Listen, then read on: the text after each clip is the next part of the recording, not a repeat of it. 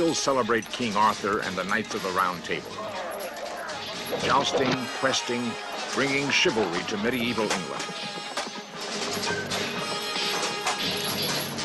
At the heart of the Arthur stories was a mystery, a strange, otherworldly quest for the long-lost Holy Grail.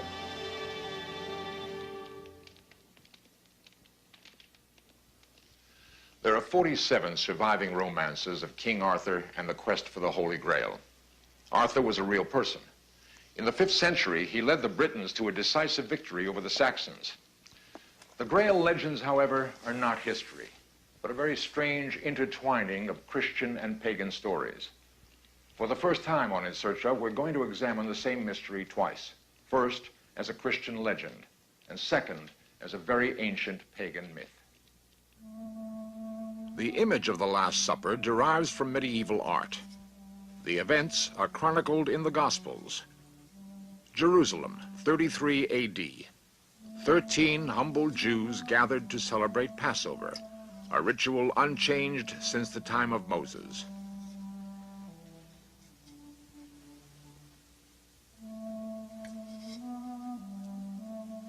Their rabbi, Jesus, astounded the group with his blessing of the ritual wine. Drink. This is my blood, spilled for the redemption of sin. We will not drink again of this fruit of the vine until we all meet in heaven. A day later, Jesus was dying on the cross. According to legend, Joseph of Arimathea attended the crucifixion. He anointed with Christ's blood the same silver chalice which thus became the Holy Grail. Joseph of Arimathea fled Roman persecution to England. Landing at St. Michael's Mount, he took the Holy Grail as a talisman to found the first Christian church in the British Isles. The story then took a curious turn. The Holy Grail was somehow lost. 500 years later, the legend continued with the birth of King Arthur. On the wind-swept rocky Cornish coast, beneath the ruins of the great castle of Tintagel, lies Merlin's cave.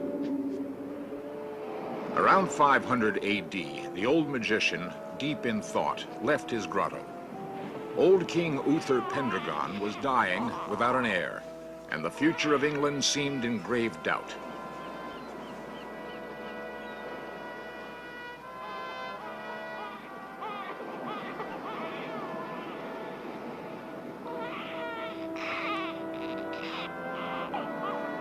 He found an abandoned baby and recognized that this was an auspicious moment. England needed a strong ruler and a common goal. Merlin proclaimed to the skies, "England, behold your king." So the story was told. The baby did grow up to unite all the warring feudal barons. Arthur's Order of the Round Table was the first stirring of democracy in medieval Europe. Late one night, near the end of Arthur's reign, a strange omen appeared deep in Castle Camelot.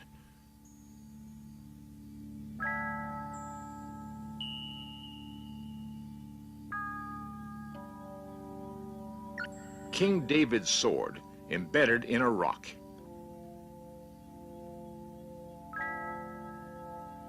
It was foretold that whosoever could pull the sword from the stone would find the lost Holy Grail. All the Knights of the Round Table tried in vain.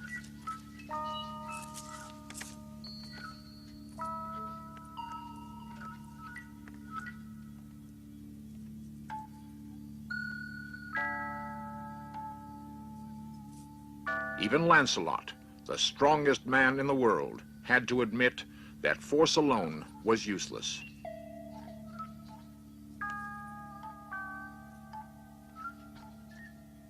Suddenly, a stranger appeared from the shadows, Galahad, the one pure knight.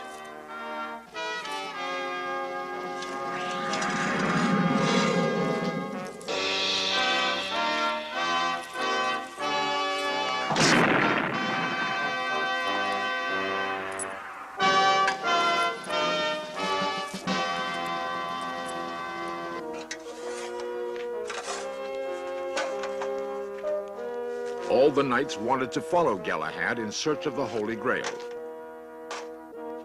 They felt it would be the greatest adventure of their lives.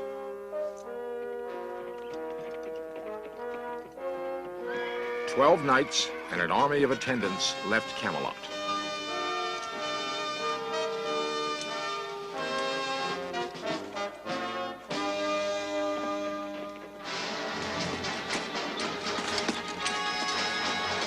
Most of them soon wearied of the search for the Grail and took to raiding Saxon castles, slaying infidels, and rescuing maidens in distress.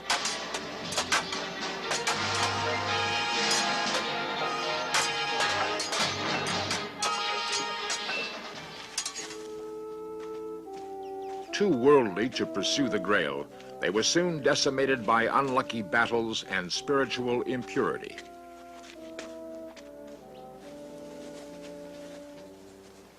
The few who kept to the true quest found themselves in an appalling wasteland.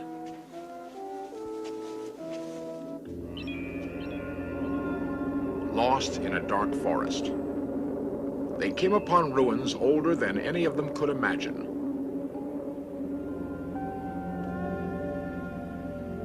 Their quest became a dark dream, like being lost in a maze.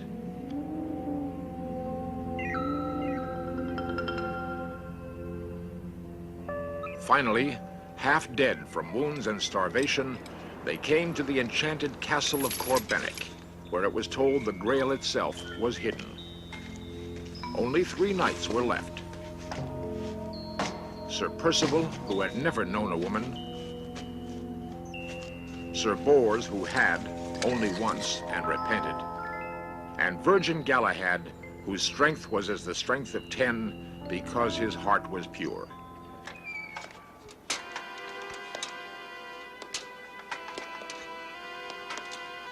They found the castle guarded by the 3 deadly sins.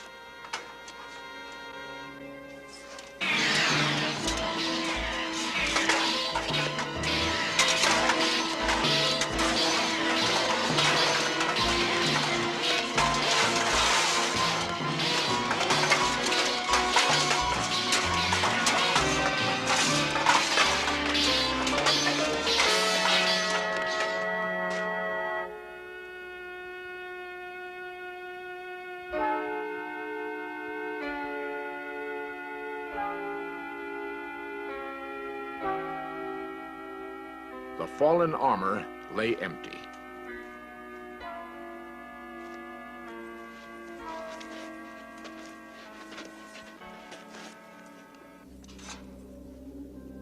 Inside the castle, they had to climb 7 levels. Like Robert Bruce and the Spider, 6 times they lost their way, until the 7th attempt to penetrate the ultimate mystery.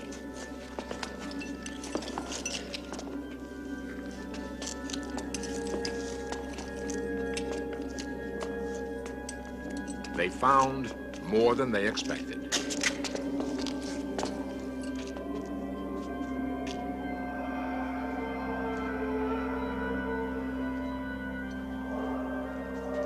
The Grail had been guarded for 500 years by the wounded Fisher King, preserved in a terrible state of agony until the proper magic question would be asked.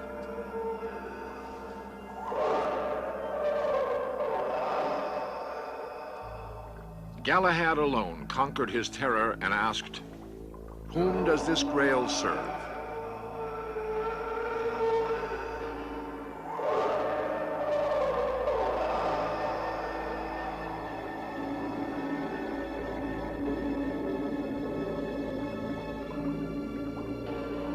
The Grail came forth with a light no man could tell, and changed shape in a fashion no man could fathom, and the wasteland was restored to fertility.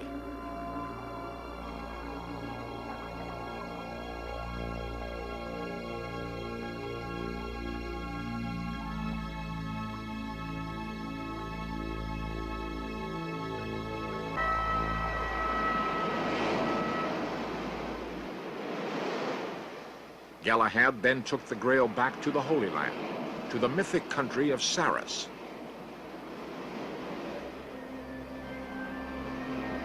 What was this Saris? It was not told.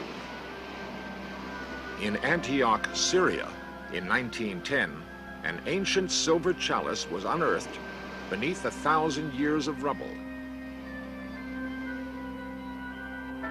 Scholars traced the progress of the chalice through secret deals to Paris.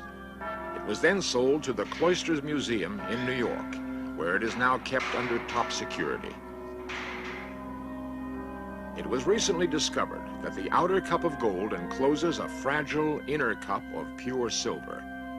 This new evidence led several top historians to pose the question, is the inner chalice, the Holy Grail, found at last?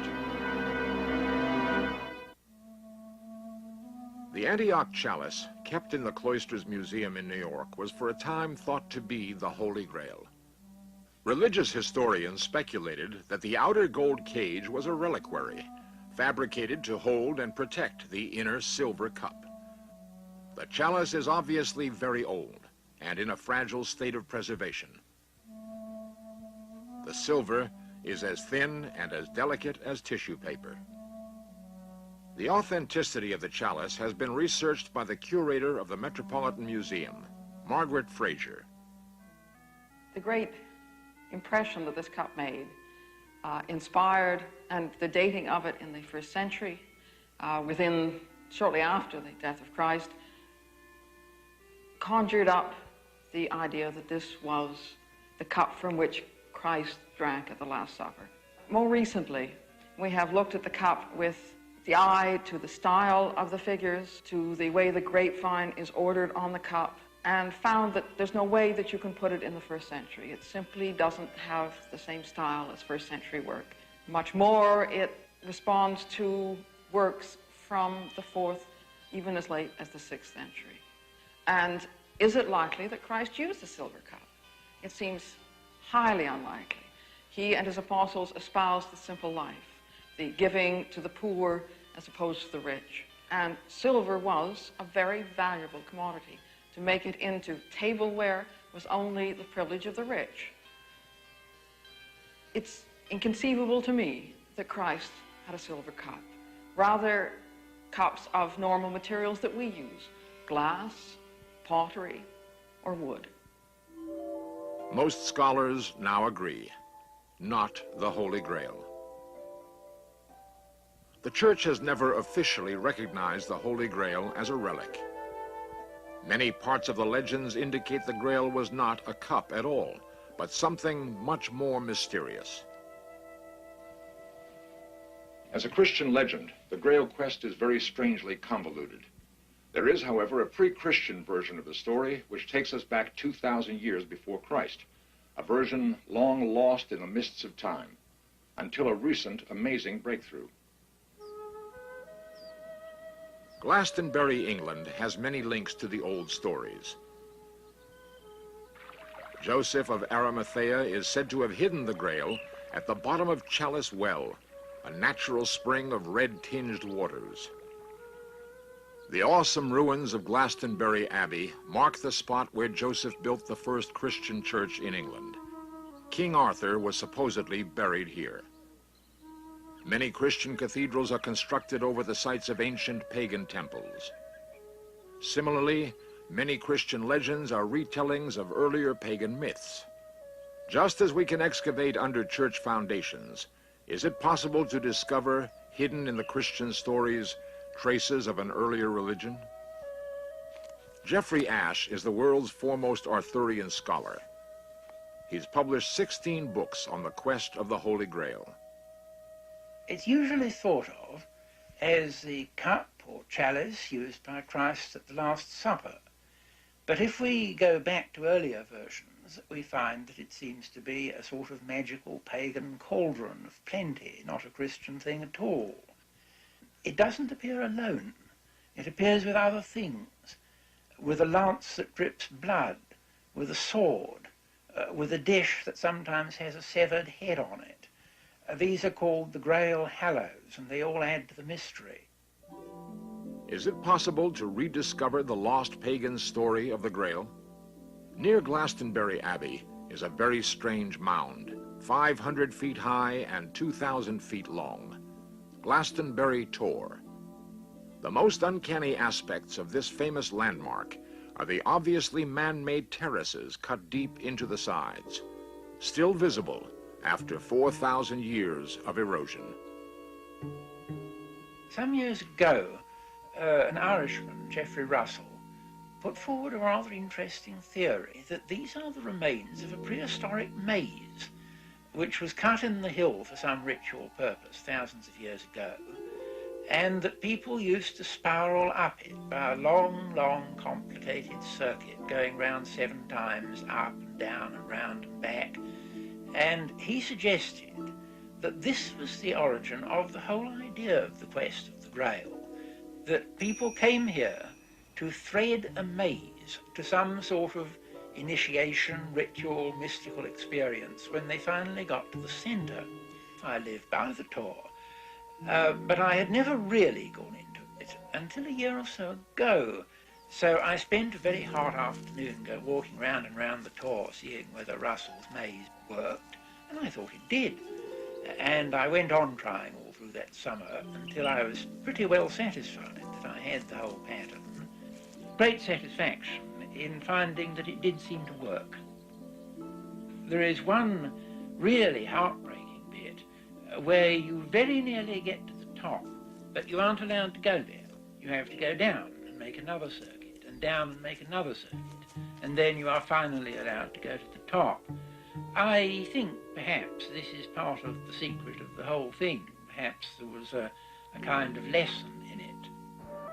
Is there any other evidence which could corroborate such a radical theory that the quest for the Holy Grail was an ancient pagan ceremony inside a giant maze?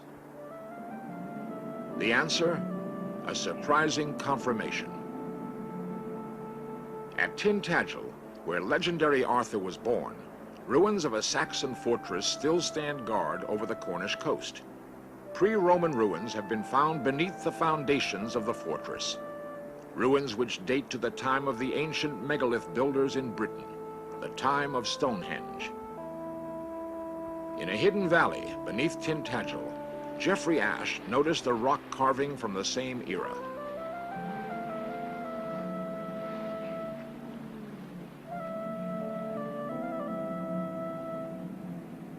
As a double maze, this is the Mother Earth symbol of a long-forgotten religion. The same sevenfold spiral has been found in ancient Crete, Pompeii, and as far away as the Hopi Indian lands in America.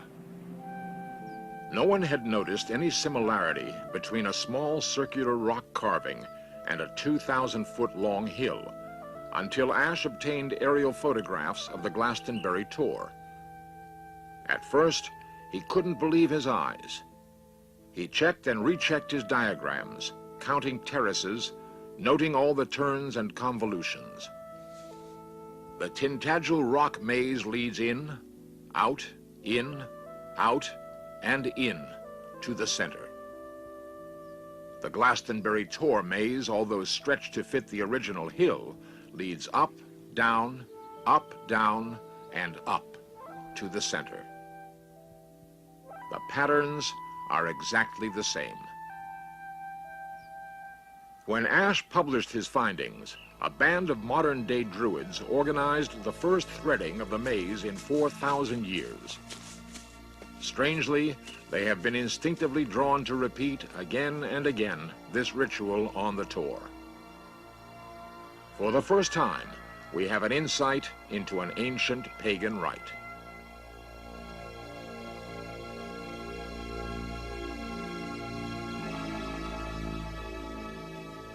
An archaeological dig could corroborate this theory that the maze on Glastonbury Tor was the original quest for the Holy Grail. If so, the nature of the Grail itself, the prize at the center of the maze, is still open to speculation. From ancient times through the Christian era, modern scholars still regard the Holy Grail as one of the great unsolved mysteries. What was the Holy Grail? In the earliest known accounts, it was described as a saucer-shaped vessel which fell from heaven. The roots of the word Grail mean crater. Were the Christian legends, built upon pagan myths, dim memories of something ancient and alien, still buried under Glastonbury Tor? Perhaps.